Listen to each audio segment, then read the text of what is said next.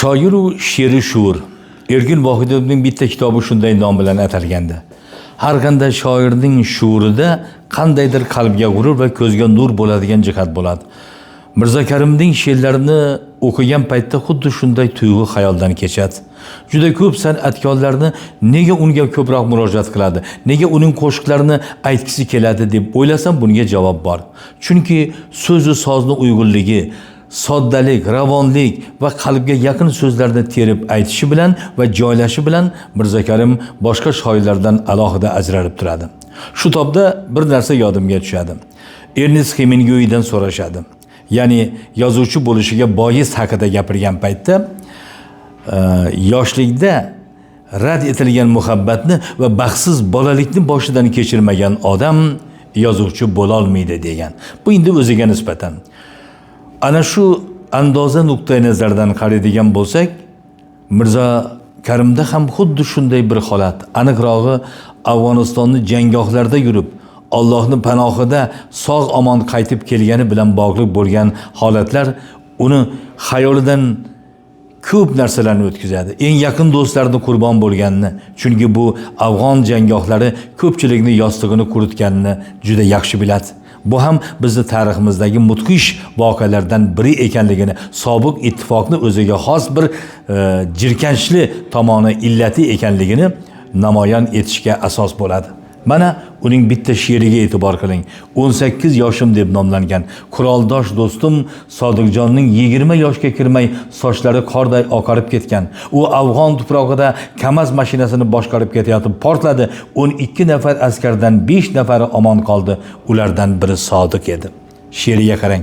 She'rda shunchaki qofiya emas, shunchaki so'z emas, tuyg'ularni, tasvirni ko'rasiz va uni chiroyli shaklda badiiy obrazlar, shakllar san'at tili bilan, metafora bilan ishlatadiki, hayratdan yoqa ushlaysiz. Qarang. Hech kim yupatolmas silab bu boshim. Taqdir nasib etgan tegirmon toshim. Senda ne aybdir, menda ne gunoh, Afg'onda qolgan ey 18 yoshim.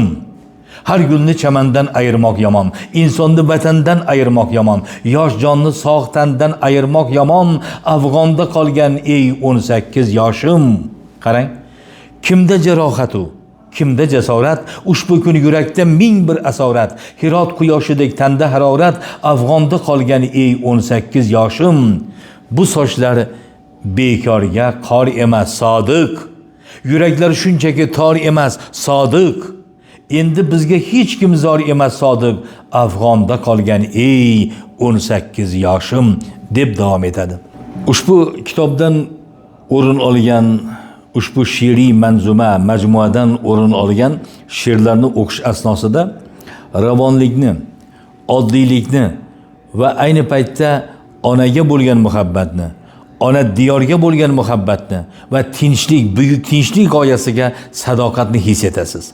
Bular shunchaki so'zlar emas, shunchaki qofiya emas. Bularni hammasini Mirzo Karim ko'rib bilganlarini o'zini qalbini prizmasidan o'tkazib qog'ozga tushirgan. Chunki uning qo'lidagi qalami dilidagi alami bilan uyg'un holda qog'oz orqali o'z ifodasini ko'rsatadi va barchani diqqatini tortadi. Qanchadan qancha san'atkorlar hali katta unvonlarga ega bo'ladi. Unga bois Mirzo Karimning she'rlari bo'lsa ajab emas va qanchadan qancha davlat mukofotlariga ega bo'lishi mumkin. Bunga ham sabab Mirzo Karimning so'zlari va shu asosda ishlagan qo'shiqlar bo'lsa ajab emas.